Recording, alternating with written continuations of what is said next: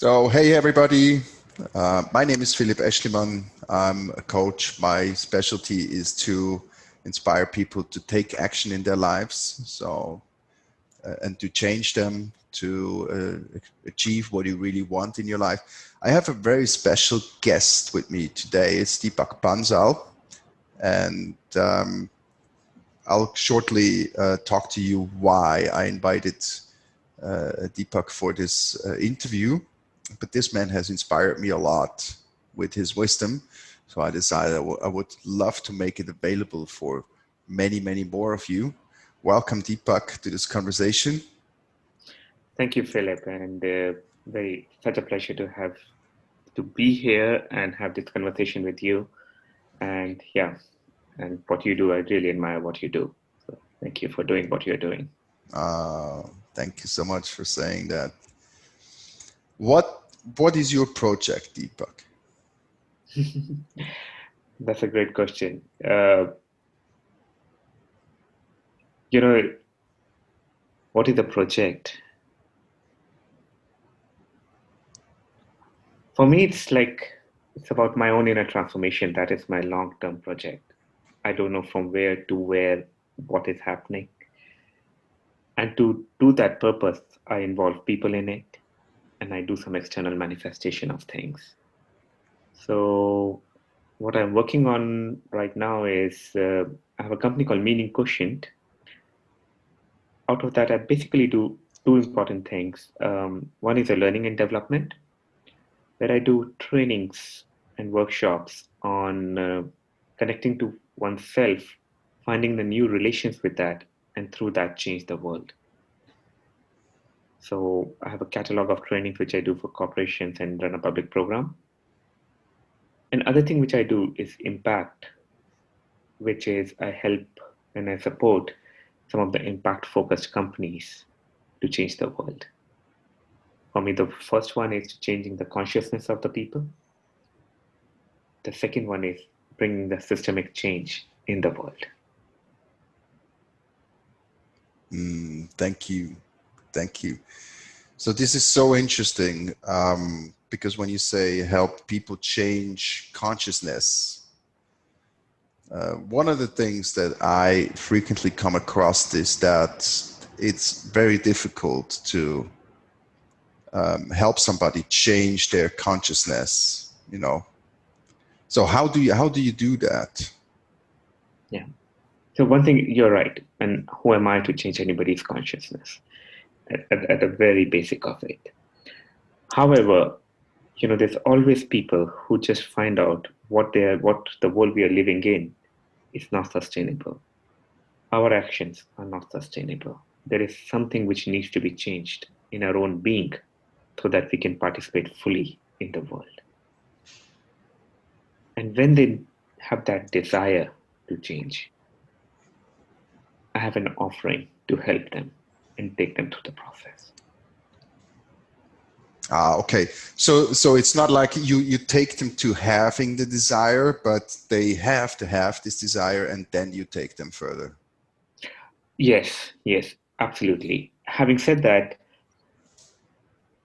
if we just take a moment out and look at the things, we'll find that something needs to be changed in the society. If we look what is happening around us, the level of industrialization which we are having has put so much of greed in the system.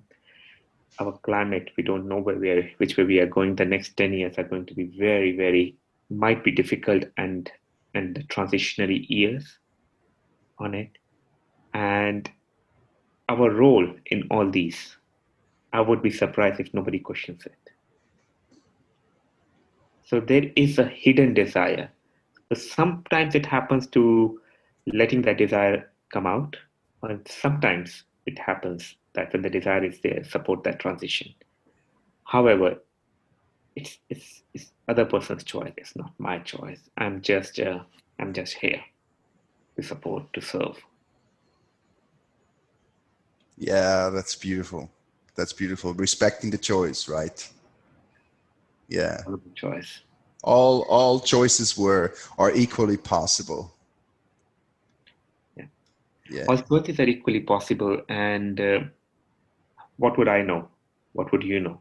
Yeah. So at the same time, all choices are equally probable and maybe equal meritorious. I just want to have my voice and other people with different choices to have their voice.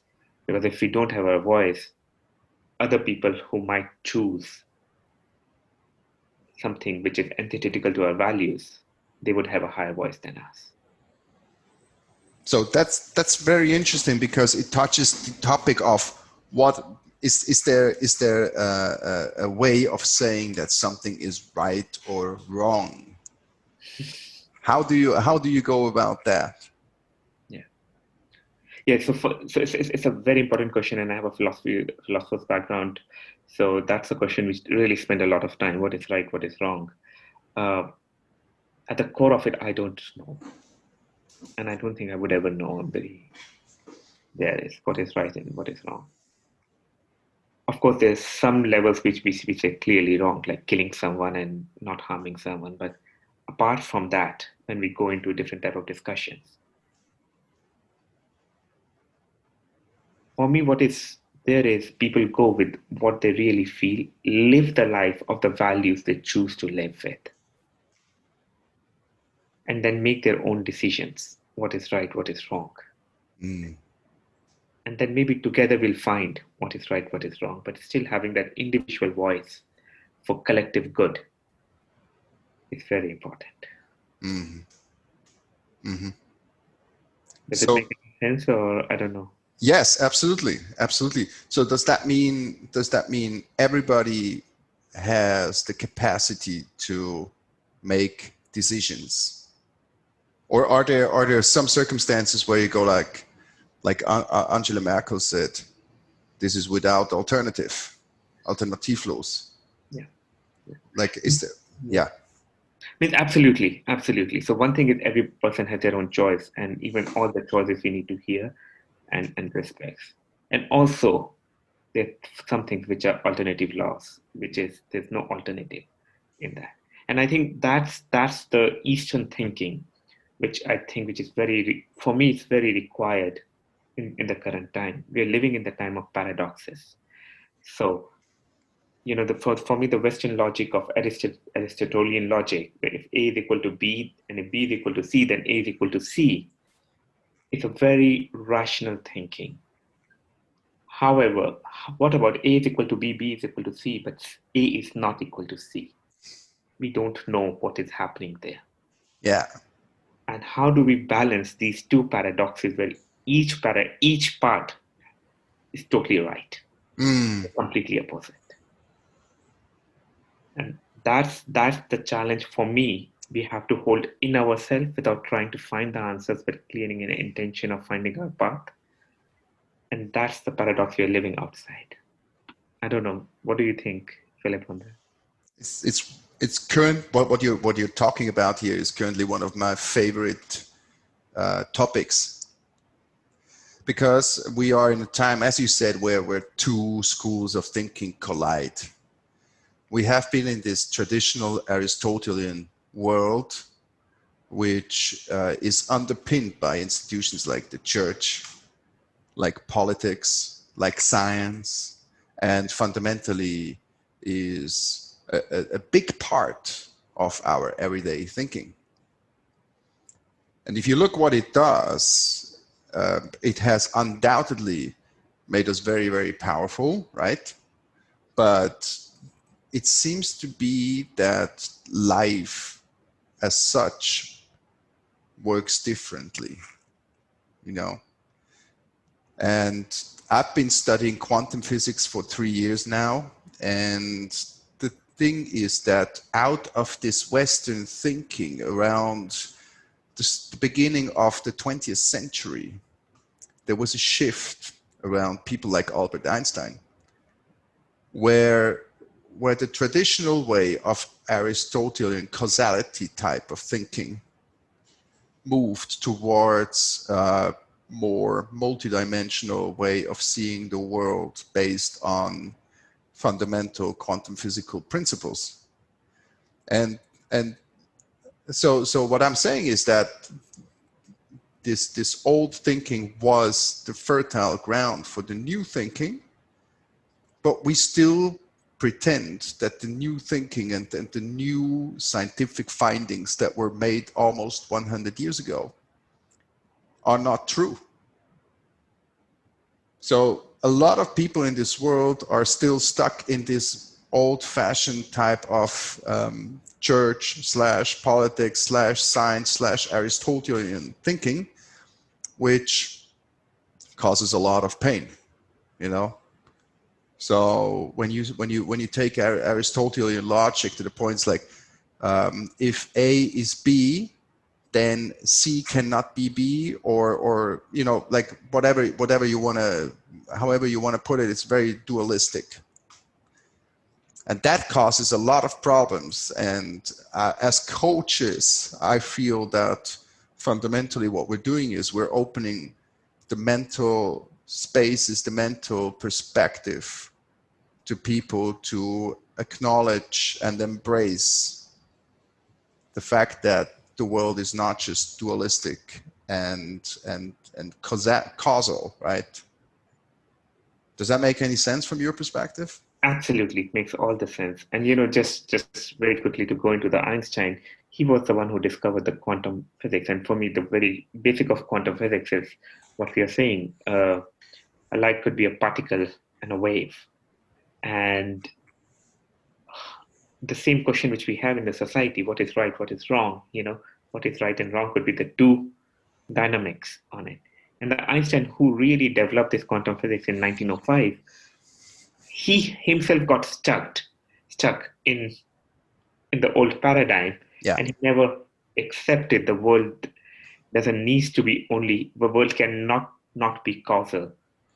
And that's where the Bohr's world of quantum mechanics, when it was probabilistic, Einstein never accepted it. Yeah.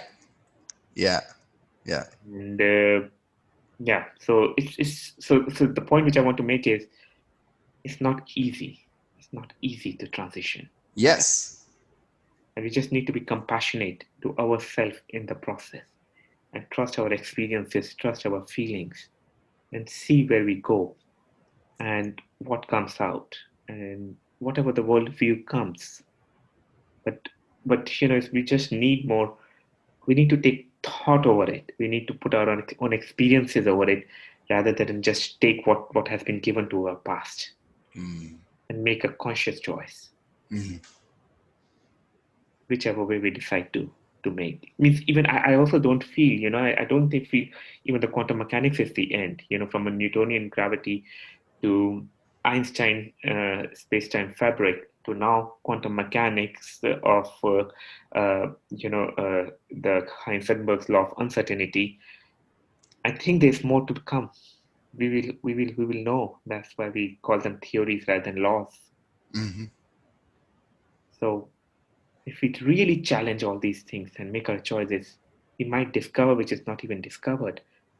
So for me, not even taking any perspective, sometimes even far better to create something new. Yeah. I totally appreciate what you're saying. Yet I feel that this knowledge generation process is not something that can be left to others. It's a very personal thing. And one of the greatest discoveries for myself and also for my clients as a consequence is the fact that everything I do and everything I say is a choice, which if you think of it, it gives you crazy amounts of power, because whenever you do something, whenever you say something, you made a decision, and that means you could have made a different decision as well.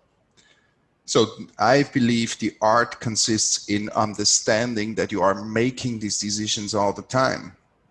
And one of the things that happened to me, it was in July. I was holding a speech in Germany, and after my speech, one woman came to me and she said, I really needed to hear what you said, because I learned that to say I can't do this is a choice. And fundamentally, if you mix these two worlds, if you say I can't do this, if you mix it with acknowledging that it is a choice, the I can't dissolves and becomes I don't want to. Yeah. And if you are in the space of I don't want to, then you got to ask yourself the question, what is the benefit of not doing this specific action? Why do I not want to perform something, or why is there something that I don't want to do? And that is based on, we could actually say that this paradigm shift towards a quantum physical perspective of the world leads to you better understanding that you are actually debilitating yourself. And that is where it becomes really interesting for me, because then the new knowledge, which is not so new after all, right? It's actually quite old. Let's call it going back to the knowledge, results in a very, very, very personal shift. This is such a profound point which you are making, Philip. We can talk about quantum mechanics, we can talk about physics, we can talk about anything, and all of them are so much interlinked to our own psyche, what we are doing, because that's what's matter at the end of the day. How does it impact us? Whatever the Heisenberg said about the uncertainty principle, how does it impact me in my daily life to make the shifts I want to make? However, I will also say the worldviews define the world we are living in. So both are required, the change in the worldview and coming to our own self and constantly looking inside what it means to me. I personally think quantum mechanics, the beauty of quantum mechanics is the theory of paradox, in the philosophical theory of paradox, which Hegel in philosophy really brought it forward. And the question of choice, which you started and which you said very beautifully around that, is for me again a paradox between free will and destiny. Are we free to take actions and do whatever it is done? Or is there a Schicksal or something already destined? And I think it's also, for me, it also goes together with this paradox inside. And I am free to take the action. I'm always free to take the action. And what is happening other way? What is happening in the world? How would my action would do? So shall I do that in it? Or is there any other energy which is guiding me and saying what I should be doing? So where is this choice coming from? Yeah. So holding that paradox, and I think Taoism is such a wonderful piece of document in that. And they say like the wise men know when to act and know when not to act. And the choice of action and non-action is equal. And where does it come from? That might not be even a choice. So, how do we live in that paradox and let it go and see what is happening? What do we want? Rather than finding an answer. How about just staying with the question? I just wanted to put an anecdote. When I was studying philosophy, I was coming from a business field. In my first class, I was just asking the question, okay, so what? Okay, how are we sorting it out? Give me an answer to it. And my professor cornered me and he said, Deepak, in the business world, you have a problem, you find a solution, you implement the solution, you track the progress. I said, yes. He said, in philosophy, we just stay with the questions. I'm not saying that staying with the questions is only choice we should be making. We need to work and find solutions and implement it. But the problem in the world is, for me, we haven't spent enough time with the questions and find our own individual answers for it. And also this instant gratification of finding an answer. Sometimes the answer might come 2 years after. How do we survive those 2 years? And the answer might come while just walking and a leaf fall on us and then something just changed. So we don't know how to go with, we don't know. So, I love it. Yeah, yeah. what do you think about that, Philip? I think we're invited to play. Very beautiful. So I just had a coaching call with a client this morning, and she has been in her apartment for 14 years. And now the ownership of the apartment has changed. And she doesn't feel good there anymore because they're changing a lot of things, and she doesn't like that. At the same, and she said, that's stressing me out. What we found out, though, during the conversation is the fact that she was actually looking to move out of this apartment because she says Mhm. it's no, it doesn't represent me any longer. And there are two things here. The first thing is this: it doesn't represent me anymore. That's so beautiful because I feel when look, we are in a world where we're faced with so many options. So the question is, what represents me? It means that need to know yourself, which means, in a very short way of putting it, to be connected to your feelings. But the other thing, why did I say play? Let me just go back. This was kind of a separate thing. Why did I say play? Because she doesn't need to move out of the apartment. She can stay there as long as she wants. Yet she feels she wants something new, and she got stressed out about it. However, it it could also be a choice to say, that's beautiful. I'm just setting the intention of living in a fantastic and great apartment that is actually exactly what I want. And I'm not going to do it in the old-fashioned mental way, looking for it on the internet or stressing out about it. But I'd rather just set the intention, basically order it from the universe, if you will, right? And then sit back and go about my day normally. Maybe talk to people that I'm looking for an apartment. That's always helpful. But no effort in the sense of I should, I must, but rather just be the vessel for the beauty of the universe. And I started thinking about things that I wanted in this way a while ago. And first, it was very reluctant because you need to let go. You need to, in order to open up this space. It's like holding an empty vessel, holding an empty bowl, basically the Holy Grail, if you want, right?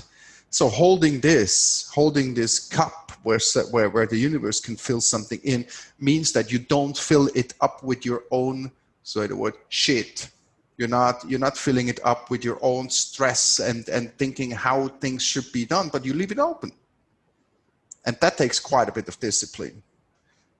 That takes some discipline because we were not trained to do that type of stuff. We were trained to control and to fill it up ourselves and to run around and to create stress and eventually to get sick, right? But if you say, look, I'm looking for a partner maybe, and I'm not going to die if I'm not with a partner, right? It's fine. Of course, there are some downsides on the physical side if you don't have a permanent partner, if you know what I mean. And I'm not talking about the cooking. So it's possible to hold that space open for something beautiful that comes. So I started doing this for one area of my life and then the next area of my life, until all of a sudden I realized my life had turned into basically an army of bowls that were ready to be filled. And all I needed to make sure is that nothing gets in those bowls that is not in line with this feeling of peace and joy that is inside of me. So that's also what I'm teaching my clients. Open up, create that bowl and say I'm ready to receive. because you need to be ready to receive in this complex world where every attempt to control from a mind place is doomed to failure. You need to be able to receive. You know, that's a playful thing. That's a playful. I essentially feel that it opens up so much playfulness. I think that's very beautiful. And I just add to that, in the play, there's a both action and inaction. When we are playing, we don't know whether we will win or not, but we just play. We keep on doing our action, but not with the intent of winning or losing. It's the play which counts. If you allow me to, I just move it back to it, but I just want to take a divergence here with the Eastern thinking of Bhagavad Gita here. So there was a Gita that this was a war which was happening between two set of cousins, and one cousin, Pandav Arjun, he said, "Why should I kill my other cousins for going into the war?" And the charioteer was Lord Krishna, and he gave him the lessons. And that's a short book, but one of the most intense philosophical thought in India. We don't have something like Babel Quran or nothing, but if anything comes nearer, then it's that. And in that, it is being said that there's a Sanskrit verse, I very quickly say it in Sanskrit, Karmanne Vadikaraste Mafalishu Kadachana. And it's clear, keep on doing the work without thinking about the fruits of the work. And that's again the paradox which is built. Why should one do the work without having the fruits? Because the work is the work. It's not the fruits which is there. And I think that level of paradox is just, a lot of time people, I'll be very honest, a lot of people just go into like, oh, just don't do anything, just let things manifest in your life. That is also not very good. It's just taking from one end of keep on doing and getting stressed in finding the apartment to not doing anything and just leaving everything to the universe to give, which is a pure action or pure passiveness. Somewhere in between, I set an intention. However, I'm not stressed around that. I want to move. I do some work to get it there, but I tell my friends and see what comes from there, but with the right energy. And I don't know when it will come. And be okay staying with the questions there. And then exactly what we feel it will get back to us. And I have seen cases like that. And there was another angle of the same story is similarly, a person was very skeptical, a person was really stressed out finding an apartment. And through that, the person found an apartment where after moving there, that person was even more stressed. So it's not about finding an apartment. It's not about moving. It's moving for the right intention, with the right reason, and to get the right thing. And what is it? Be happy, be fulfilled, and representative of what your environment is. So even the process should be representative of what we get into. So yeah, this is a process. That's again the process philosophy there, that it is a process which matters. This is again quantum mechanics, because there's nothing which is, if the world is being created and destroyed every single duration, whatever the duration is, then it is always in the process. Mm. We're never reaching anywhere. That's complete goal intention. And I think that's very masculine. Yeah, totally.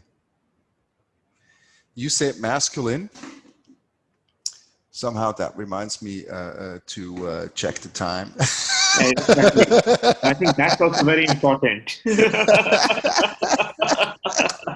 That's a good one. Oh man, I could talk with you forever. Same here. let us I mean, I hope this is going to inspire a lot of people, and I somehow am under the impression that this has not been the last video that we're doing together. What do you think? Same here, Philip. So yes, it will inspire others, but more than anything, it's inspired me having these thoughts out. And just want to say, whenever I was speaking something, I was also thinking aloud. And my question is, I was also thinking at the back of my mind how I'm bringing it in my life. What am I doing? How I'll change myself. So it inspired me myself, this conversation, this energy to make some changes in my life. So thank you very much for that. And yes, I don't think it's going to be the last conversation. And we see what comes. Yeah, totally, totally. So this is going to be on YouTube, and will be available on some other channels as well. I don't know yet how we're going to do this technically, and yeah, I mean, I hope you got some inspiration out of it, and there is a comment function somewhere on this side where you're watching this now.